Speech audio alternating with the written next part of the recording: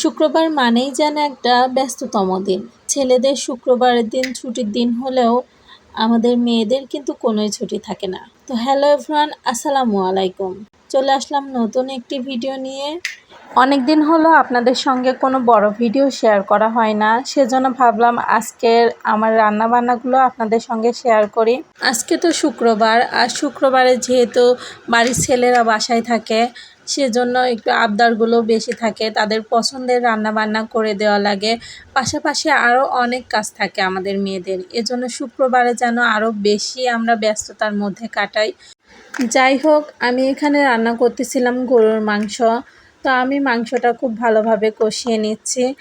আর মাংস রান্না করলে তো তার মধ্যে আলু দেওয়াই লাগবে, কেননা আমার ছেলে তো আলু পাগল, আলু না হলে তো চলেই না।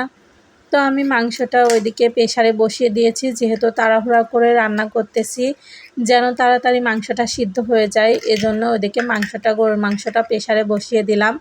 আর এখানে আমি মুরগির মাংসটা রান্না করে নেব, এজন্য আলুগুলো ভেজে তুলে রেখে এবার মশলা কষিয়ে মাংসটা কষিয়ে নিচ্ছি।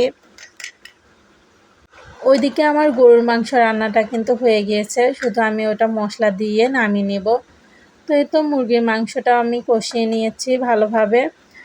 আর এদিকে এই তো গরুর মাংসটাও হয়ে গিয়েছে। এখানে আমি গরম মশলা গুঁড়ো এবং জিরে গুঁড়ো দিয়ে এটা নামিয়ে নিলাম।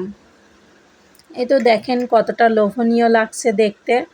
আর এদিকে মুরগির মাংসটাও হয়ে গিয়েছে আমার ভিডিওগুলো যদি আপনাদের ভালো লেগে থাকে, তাহলে সবার কাছে একটাই রিকোয়েস্ট, আমার ভিডিওগুলো একটু শেয়ার করে দিবেন প্লিজ।